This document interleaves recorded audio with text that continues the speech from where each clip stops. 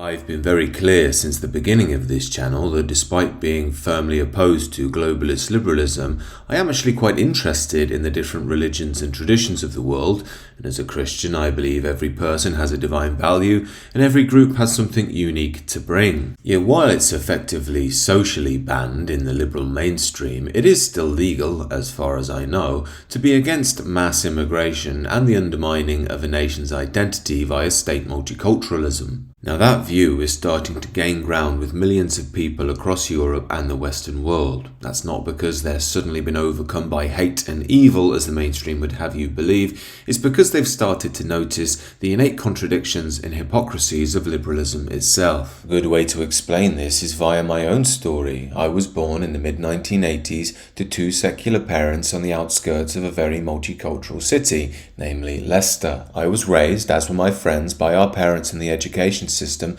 to not judge anybody by the colour of their skin, to not judge their culture, and to view ethnic identity as something from a bygone era. Now, I'm not claiming here that I didn't see any quote-unquote hateful behaviour when I was growing up. There was the odd comment here and there. A guy might get too drunk at the local pub and say something stupid, and every blue moon there may have been a fight. But everything I saw going one way, I saw coming back the other as well. I saw the same behaviour from Indians, Pakistanis, Somalians, West Indians, and so on. What I'm getting at here is I was conditioned, like millions of my contemporaries, into two key ideas.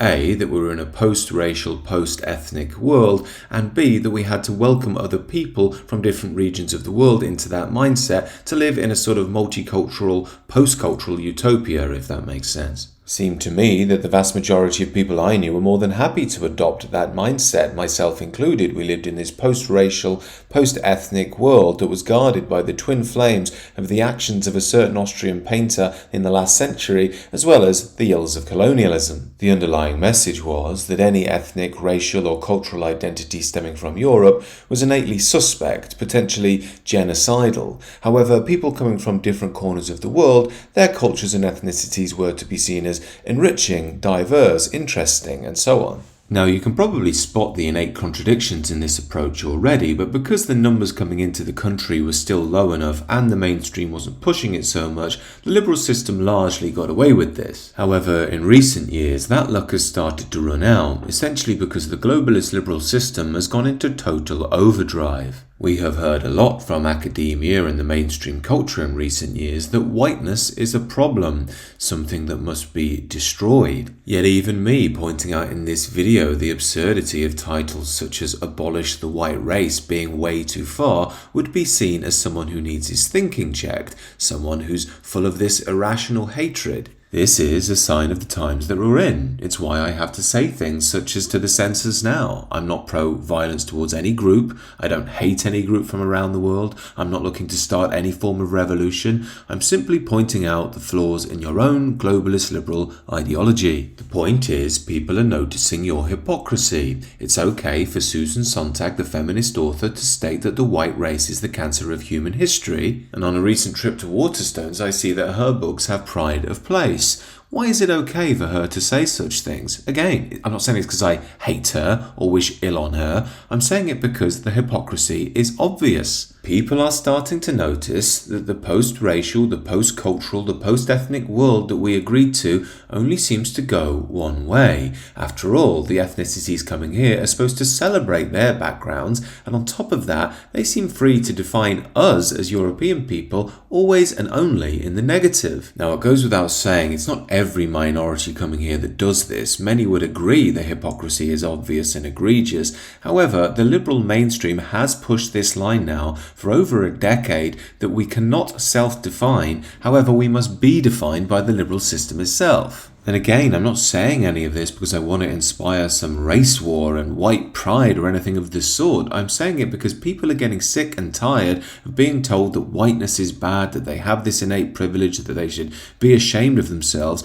and if they even dare question it, they're told they have white rage and white fragility. So we're in this Kafkaesque situation where you're not supposed to think about groups or race at all. Let's be the epitome of pure evil, while you're told at the very same time by the liberal mainstream about race all the time. As the commentator Morgoth states here in reference to a new show by two race grifters, Saeed Avasi and David Baddiel, as a European you're expected to nod along and take pride in being an individualistic consumer who doesn't see groups. Don't think too hard about what you're seeing, just feel smug and cope with the obvious paradoxes of everyone having a people and an in-group except you. Now, you can call him evil and hateful for spotting this, but is he wrong? What he's seen is what many people are starting to see across the Western world. We are told to have no identity, while we're told all the time by people with supposedly good identities why theirs are important. And back to the Varsi Baddiel event, does anybody really need to go along to see what this is going to be about? We know what they're going to say. They'll touch on the Israel-Palestine thing very gingerly, and then they'll get back to modern Britain and how they're oppressed,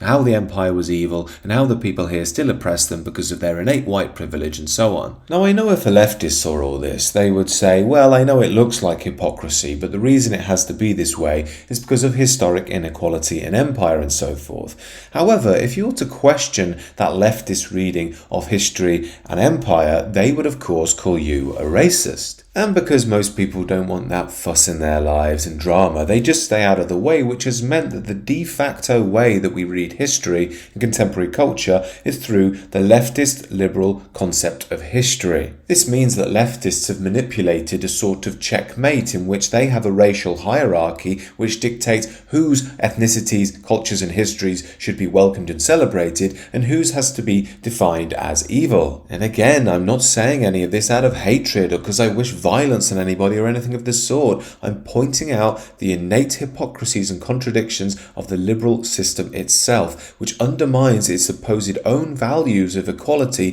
via the execution of its own ideology, which creates the exact opposite. Now, I know what the liberal regime has done here is appalling, but anger is not the solution here. The liberalist system will simply see that, mangle it up, turn it back on at you and say, look at these hateful bigots. I told you they were evil. The solution, in my mind at least, is for us to turn away from the liberalist paradigm, to not let it bother us one bit and simply move back into the wisdom and depth of our tradition. With that comes calm and wisdom. The more people that see this realise that they've been hoodwinked by the present system. There's no hate at all in moving away from liberalism. The system needs you to believe that. It wants to make you angry. It needs you to be angry. It feeds on that anger so it can prove that its own ideology is superior to any other. I know it's difficult for some to take this approach, but the reality is that the liberalist system is starting to destroy itself because it's built on sand. Its own foundations are extremely shaky and being exposed all the time.